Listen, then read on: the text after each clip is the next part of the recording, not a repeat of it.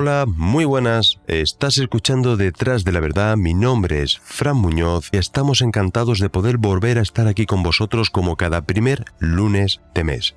Este es nuestro capítulo 11, nuestro último episodio de este 2021 que se nos acaba. Muchas gracias por compartir tu tiempo con nosotros. Te pido que si es la primera vez que nos estás escuchando y es de tu agrado, que te suscribas, que nos des un me gusta o que nos dejes un comentario. A ti no te costará nada más que unos segundos y es muy importante para que este podcast pueda seguir creciendo y gane en visibilidad en las diferentes listas de las aplicaciones. A mediados de la década de los 90, en la pequeña localidad castellonense de Benicarló, entre sus vecinos y de localidades próximas, se empieza a extender un rumor sobre los hechos que tienen lugar por las noches en un extraño bar de carretera. Aquel pequeño antro era conocido como el Bar España, ubicado en el cruce del Camí de Mayons con la Nacional 340 y con la Avenida del Maestrat. Contaban los rumores que en dicho bar se reunía un extraño grupo secreto, constituidos por figuras importantes de la clase política y empresarial, nacional y europea, que se dedicaba a la tortura, violación e incluso el asesinato de menores para satisfacer sus deseos sexuales. Los hechos supuestamente ocurrían en las habitaciones de su planta superior, donde distintas atrocidades son grabadas en vídeos que posteriormente son distribuidos en redes de pederastas a nivel mundial y por el que se pagan auténticas fortunas. Se cifró en más de 80 los menores presuntamente víctimas de estos hechos. Solamente 17 menores presentaron denuncia. La gravedad de los hechos denunciados es muy dura atendiendo a las víctimas, pero también se añade mayor gravedad al conocerse los nombres de las personas presuntamente implicados en ellos. Las presuntas víctimas señalaban a autoridades políticas y judiciales que eran pilares claves en nuestra democracia. ¿Leyenda, realidad o bulo? Te invito a que compartas tus próximos minutos con nosotros. ¡Comenzamos!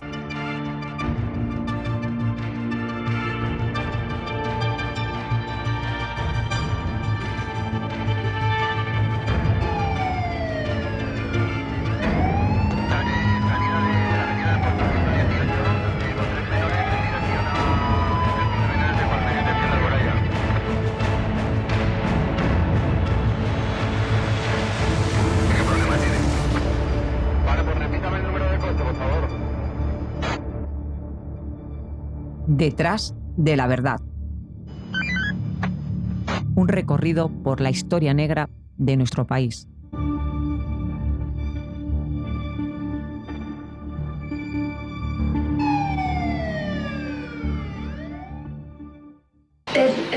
Un día estaba en la residencia, me llevaron en el coche al Bar España. ¿Al Bar España? ¿Eso dónde está? En Benicarló, me parece. Entremos por una puerta pequeña. Entonces, allí entremos y subimos unas escaleras. Y entramos a un cuarto y me dijeron que me bajaran los pantalones y me metieron por el culo. Este es el testimonio de uno de los menores que estaban internos a finales de los 90 en el centro de menores bajo maestrazgo de Vinaroz, a tan solo 10 kilómetros del Bar España. Uno de los menores que denunciaron haber sido víctimas presuntamente de abusos sexuales en dicho establecimiento.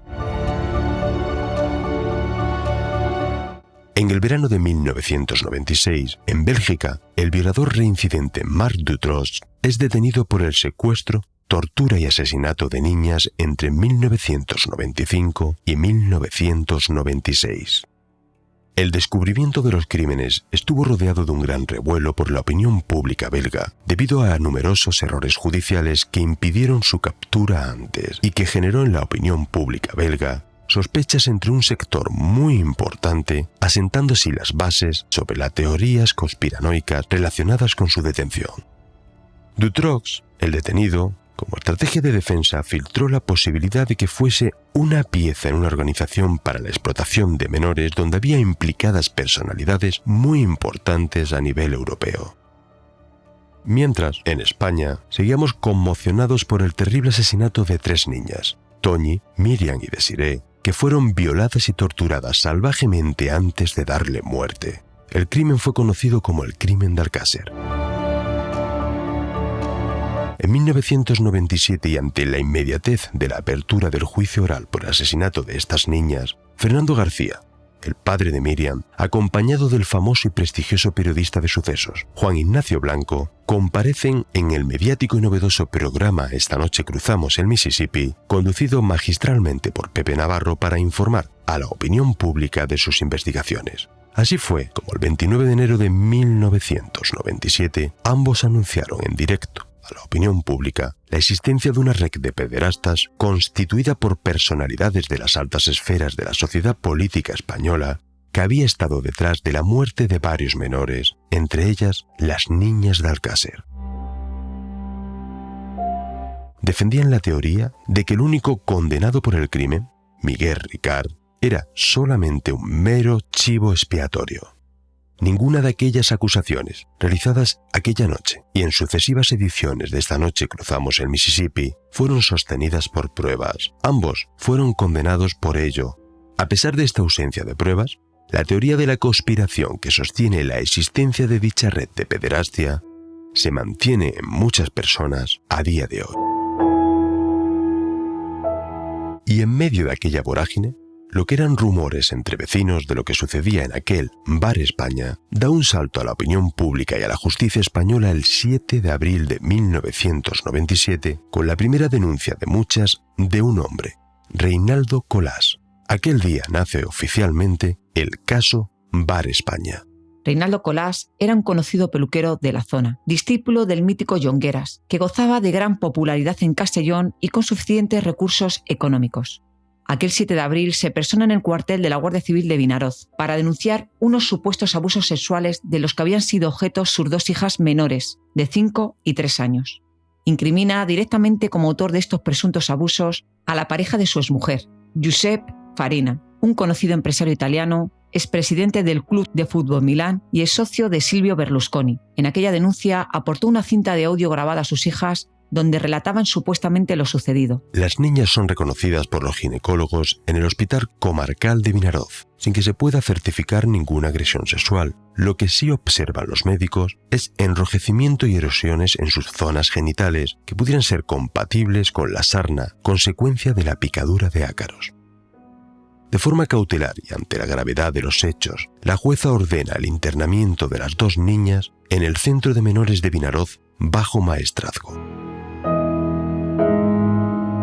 2 semanas más tarde, el 22 de abril de 1997, Reinaldo Colás comparece nuevamente para ampliar su denuncia inicial aportando 2 nuevas cintas de audio, donde sus hijas hablan de pornografía infantil, citando nombres de otros niños del centro de menores Baix Maestrat, de los que abusaban sexualmente mientras lo grababan en vídeo. Las niñas hablaban de un tal Pepe y de un tal el francés, que era la persona que los grababa mientras otros hombres abusaban de ellos. Dichos abusos eran cometidos en el Bar España y en la Masía Mas de Gol, donde residían con el empresario italiano. En julio de 1997, el periódico La Vanguardia informaba de la desarticulación de una red de pederastas publicándose la foto de uno de aquellos detenidos, Bernard Alapatit, al que se le asoció como el francés que frecuentaba el Bar España al que hacían referencia los menores. Tras las denuncias presentadas por Colás, se abre la caja de Pandora. A continuación, otros 17 menores del centro bajo maestrazgo, pertenecientes a 9 familias diferentes, denuncian y corroboran cómo habían sido llevados al Bar España por sus monitores y cuidadores, cómo los subían a las habitaciones en las plantas superiores, donde abusaban de ellos y los grababan. Acusaban de participar presuntamente en estas orgías a jueces, a empresarios, a altos cargos políticos de la Diputación de Castellón y de la Comunidad Valenciana, todos ellos pertenecientes al Partido Popular como integrantes de aquella supuesta red. Se llegaron a citar hasta 30 personalidades del momento. Todos los menores coincidían en las mismas declaraciones, a pesar de no haber coincidido internados en las mismas fechas en el citado centro de menores. Todos hacían referencia a una habitación especial, la famosa habitación número 12. Yo sé hombres que me han hecho abusos sexuales. Dime uno. Uno se llama Carlos Fabra. ¿Sí? ¿Carlos Fabra? ¿Ese hombre lo conoces tú? Sí, porque yo sé que él me hizo abusos sexuales. ¿Y cómo te los hacía? Pues me decía que me bajara los pantalones, me metía. A veces no me acuerdo muy bien, pero me parece que me metía ahí, que me ponía la pistola en la cabeza, me decía que se la chupara, cosas de esas. O sea, obligatoriamente, o sea, amenazándote. Claro. ¿Y Carlos Fabra, sabes quién es tú en verdad? ¿Sabes quién es, digamos, qué cargo tiene? Pues Es importante, ¿no? un hombre gordo, con gafas. ¿Gafas? Con gafas de pelo para atrás. Pero ¿sabes que es un cargo importante en castellano? ¿Que sabes que es un cargo importante en castellano? Vamos a ver. Vamos a ver. Todas las presuntas víctimas de estos abusos, exceptuando las hijas de Reinaldo Colás, provienen de familias desarraigadas y desestructuradas, con niveles socioculturales muy bajos, pertenecientes a núcleos marginales de la zona. El caso arde como la pólvora en las redes sociales e Internet, mientras que los medios de comunicación son más cautos y sensibles con la información generada.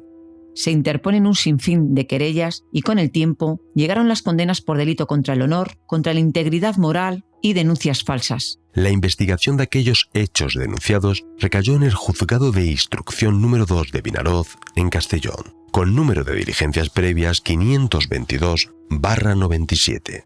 Las hijas de Colás, tras ser reconocidas por un equipo de psicólogos, determinaron que no habían sufrido nunca ningún tipo de abuso sexual. Le devuelven la custodia a su madre, debido a que el padre, Colás, tenía graves problemas de depresión y alcoholismo, devolviendo la custodia a su madre. La jueza y las diferentes investigaciones realizadas por la Guardia Civil no daban credibilidad a aquellos testimonios denunciados. Reinaldo Colás empieza así su particular cruzada, acusando directamente a la jueza ya no solo de pertenecer a la supuesta red de pederastas, sino de participar en las supuestas orgías. Conoce a un pseudoperiodista, Toscano, que será una persona clave en este caso del que te hablaremos más adelante. Ambos comienzan a grabar a las supuestas víctimas en la misma peluquería de Colás, para aportar dichos testimonios como pruebas. Las filmaciones se hacen virales en Internet. Paralelo a estos hechos, en noviembre de 1999, se detuvo a Daniel Jesús Fernández García, alias Dani el Payaso, por estupro, abuso sexual, atentado sexual y corrupción de menores. Los agentes de la Guardia Civil le van a incautar numerosas cintas de vídeo con contenido pedófilo, donde aparecen menores con edades comprendidas entre los 4 y los 15 años. La Guardia Civil, tras el estudio del contenido de las cintas, descartan que estas cintas incautadas a Dani el Payaso tuvieran ningún tipo de relación con el caso Bar España. No aparece ninguno de los menores del Bar España en ellas y no se puede relacionar ambas causas judiciales. Daniel Jesús Fernández García es condenado a 12 años de cárcel como autor de los delitos de distribución de pornografía infantil, corrupción de menores, agresiones sexuales y delitos continuados por abusos sexuales entre los años 1996 y 1999, a pesar de que la Fiscalía le pidió 37 años de cárcel. De aquellos 12 años que le impusieron, solo cumple 9, siendo puesto en libertad en el año 2008. El 18 de mayo del 2000, el Juzgado de Instrucción número 2 de Vinaroz comienza la investigación y estudio de las diferentes cintas grabadas a las presuntas víctimas presentadas por Colás. En dichas declaraciones, los menores afirmaban que en la Masía Mas de Gol, propiedad del empresario italiano ya mencionado, había un estudio de grabación donde se filmaban las supuestas cintas pedófilas, así como en el Bar España. La jueza no ordenó nunca el registro de la vivienda. Los investigadores de policía judicial adscritos a la Audiencia de Castellón concluyen en su informe que no se pudo encontrar durante su investigación pruebas de la existencia de una red organizada dedicada a la explotación de menores en la zona norte de Castellón, no dándole credibilidad a los testimonios. Los diferentes equipos de psicólogos no dieron veracidad a los testimonios de aquellos menores denunciantes. Todos narraban los mismos hechos, como si de un guión se tratara de forma superficial. Cuando se le formula preguntas concretas para indagar más, no son capaces de responderlas y se demuestra que solamente conocían a las personas a las que acusaban por fotos o vídeos. Muchos de ellos tenían deficiencias intelectuales, posiblemente por la cantidad y por el tipo de sustancias que consumían para drogarse. Otras fuentes afirmaban que era como consecuencia de las atrocidades a las que habían sido sometidos. Lo cierto es que los diferentes informes psicológicos no daban ningún ápice de credibilidad a aquellas declaraciones. Y luego al bar España violaron a los niños y... No, pero antes de violar, un médico nos revisó el culo, nos hizo un informe a ver si estaban sanos o no. Y ese es médico de mi pueblo. A mí me ha visitado. Y lo conozco, sé quién es. En aquellas denuncias los menores llegaron incluso a afirmar que dentro del bar España presenciaron cómo se asesinó a un menor de etnia gitana de un disparo en la cabeza y que su cadáver había sido enterrado en un patio interior del establecimiento. ¿Y eso qué dijeron? Os hemos preparado una sorpresa. Eso que nos dijeron, jugaremos al escondite, todos tapados. Eso que uno en el medio y contando. Y los otros así mirándolo, a ver lo que hacía. ¿Vosotros qué son? Los otros niños. Y los pequeños delante y los mayores detrás.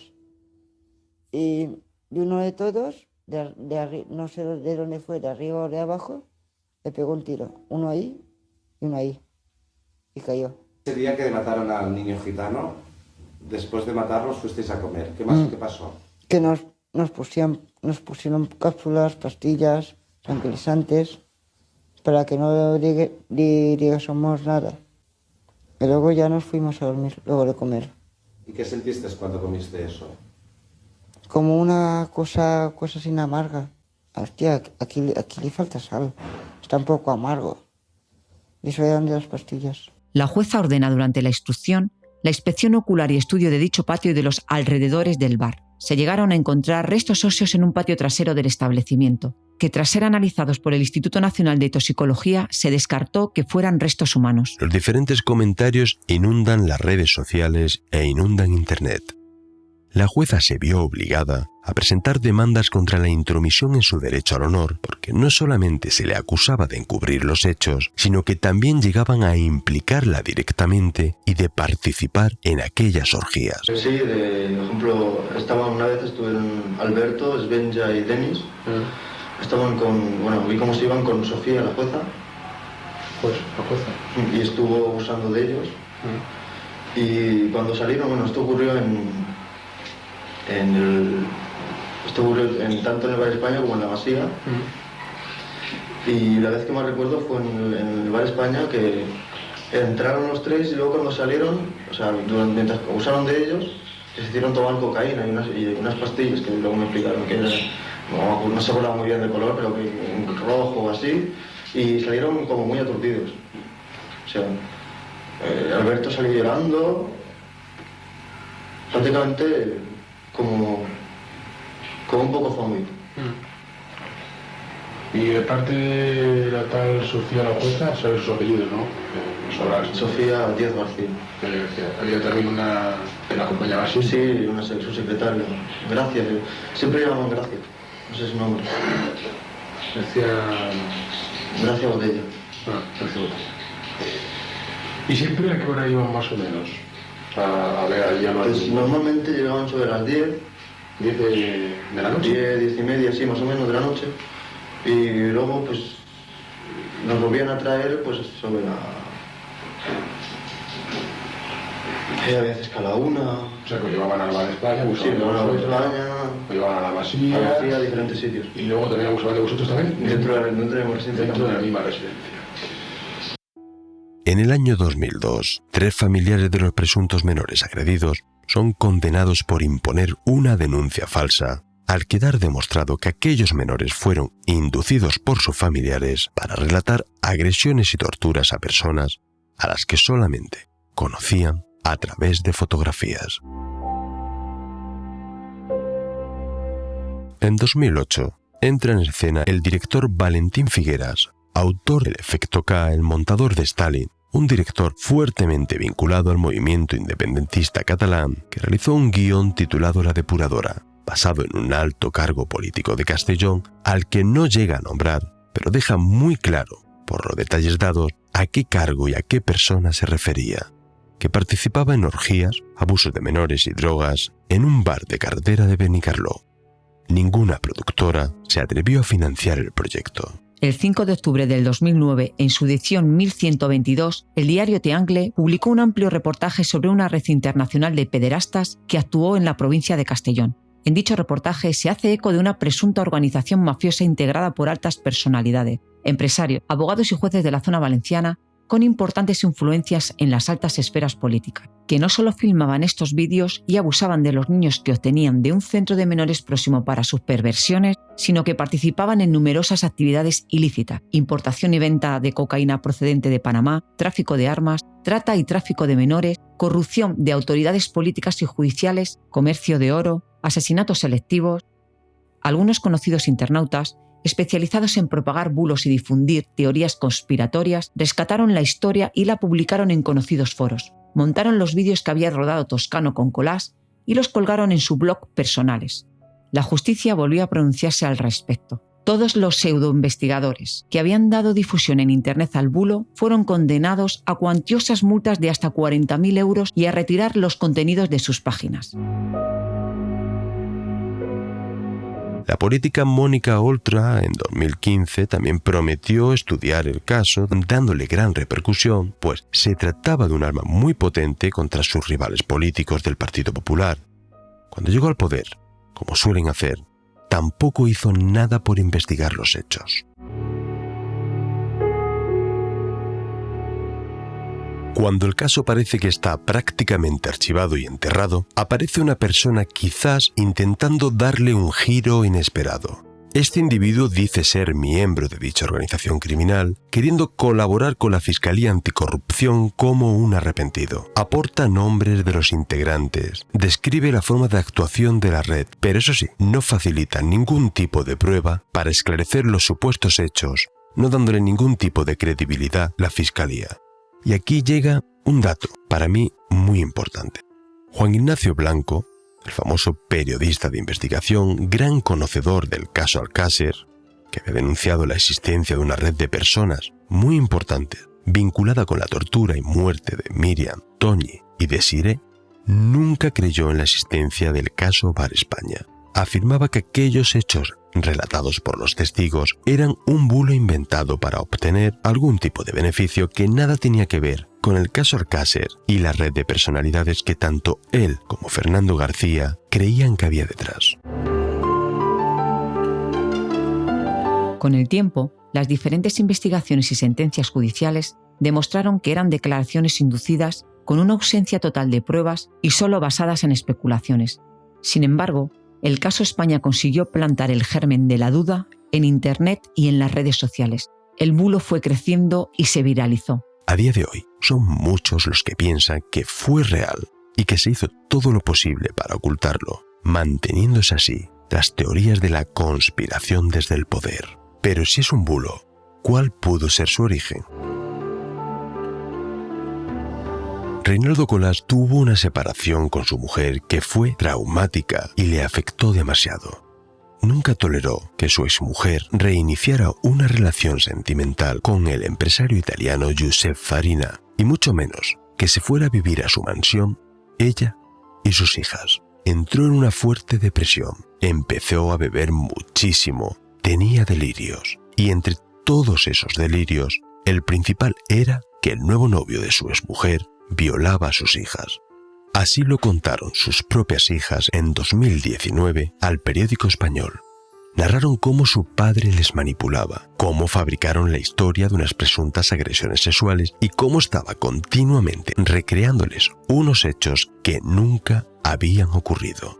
Incorporaron cintas de audio, dibujos, que el padre presentaba al juez tras su primera denuncia el 7 de abril de 1997.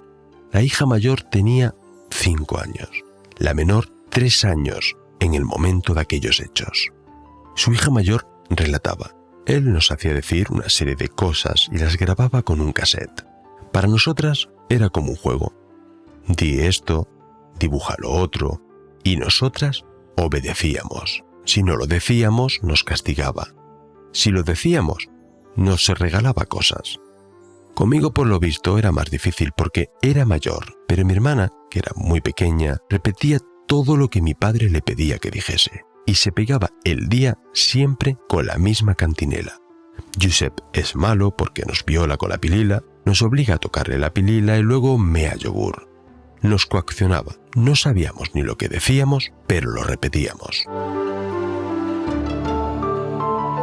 Tengo muy claro que ellas, las hijas de Colás, sí son las verdaderas víctimas de toda esta historia. Nos ingresaron a mi hermana y a mí durante 6 meses en un centro de menores llamado Baix Maestrat, hasta que le devolvieron la custodia a mi madre cuando vieron el panorama que tenía mi padre, recuerda la hija mayor.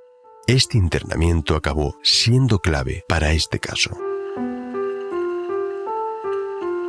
Reinaldo seguía difundiendo por todos lados aquel invento. La jueza que recibió el caso, Sofía Díaz, lo vio tan inverosímil que lo archivó. Pero eso no hizo desistir a Reinaldo Colás, sino todo lo contrario. Alimentó todavía más su imaginación de un Reinaldo Colás que se encontraba bajo un cuadro de depresión agravado por la dependencia al alcohol. Su paranoia cobra fuerza cuando conoce a Antonio Toscano. Te dije que te hablaría más adelante de este personaje.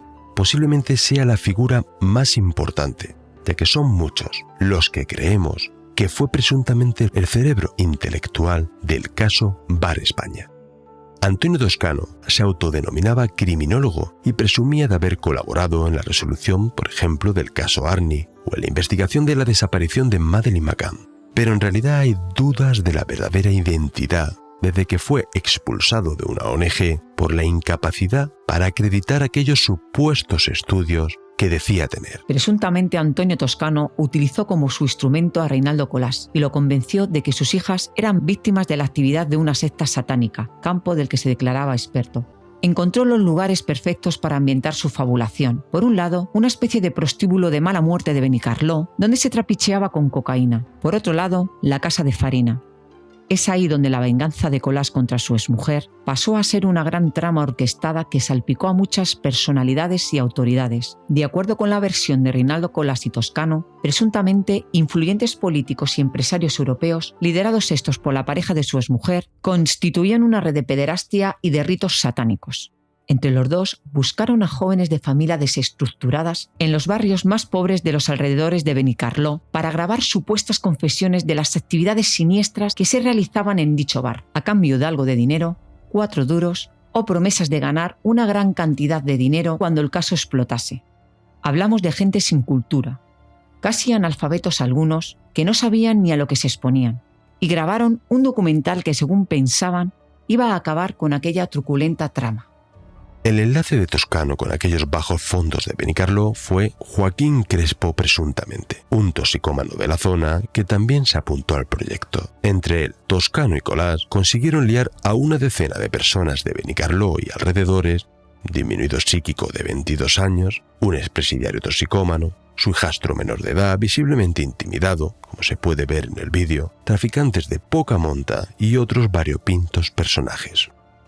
Muchos de ellos con trastornos mentales graves, problemas de adicciones, procedentes de entornos desestructurados o todas las opciones a la vez. Reinaldo, por su parte, convenció a una amiga suya llamada Nuria Carque para que también le diese consistencia al relato. Con esos elementos, rodaron infinidad de vídeos en la planta superior de la peluquería de Colás. La batuta la llevaba Toscano. Sentaba a las supuestas víctimas delante de las cámaras y le hacía entrevistas delirantes, con preguntas guiadas y capciosas, un absoluto esperpento guionizado. Colás grababa. El esperpento y el resultado de estos vídeos, de los que te hemos puesto en este episodio varios fragmentos, puedes todavía encontrarlos completos en YouTube.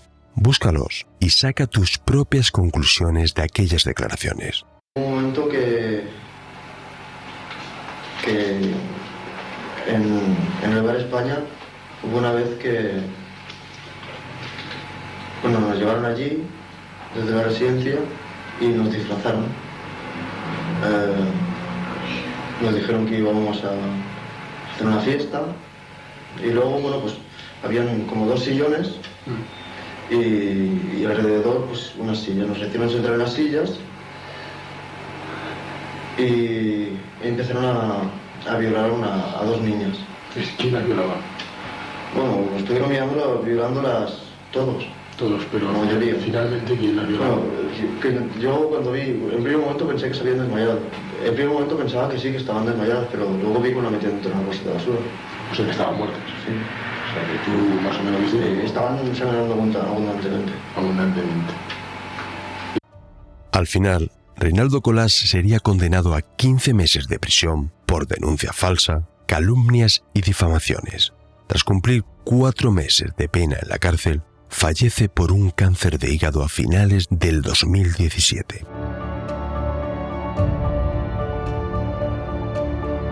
En mayo del 2019, varias de las personalidades acusadas de formar parte de aquella red declararon como perjudicados en el caso del bulo del Bar España. A pesar de ello, en diversos foros conspiranoicos relacionan el caso Bar España con otros sucesos, como el crimen de Macastre que ya te contamos en otro episodio, con el crimen de Alcácer o con redes de pederastas desmanteladas. En 2021, la jueza de instrucción número 5 de Castellón acordó procesar para juicio oral a 8 personas acusadas de difundir el bulo del caso Bar España y tratar de implicar en acusaciones a diversos políticos y empresarios sobre hechos que se habían demostrado previamente rotundamente falsos de acuerdo a la instrucción judicial. Reinaldo Colás, su principal valedor, ya ha fallecido, pero a día de hoy todavía son muchos los que defienden aquella fábula inventada por él y extendida por redes sociales.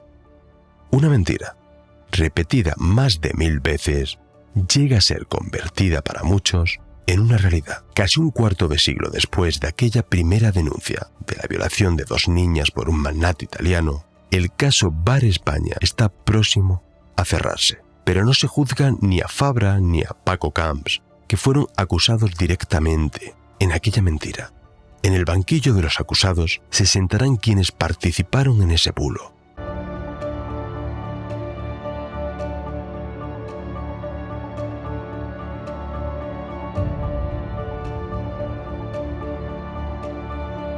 Hasta aquí el episodio de hoy. Te invito a que busques más información y espero tus comentarios como siempre a través de iVoox, a través de Twitter y, como no, a través de nuestro grupo de Telegram, al que aprovecho para mandar un fuerte abrazo a todos y cada uno de sus miembros. Encontrarás en la descripción de este episodio la invitación al grupo de Telegram.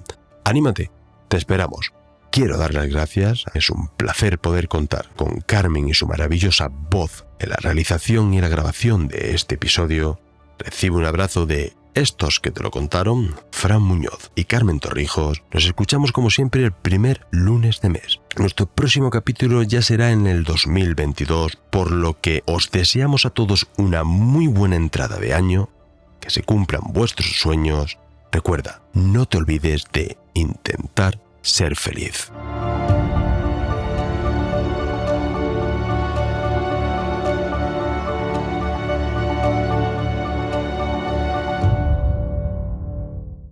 Este audio es una producción de Sawen Podcast.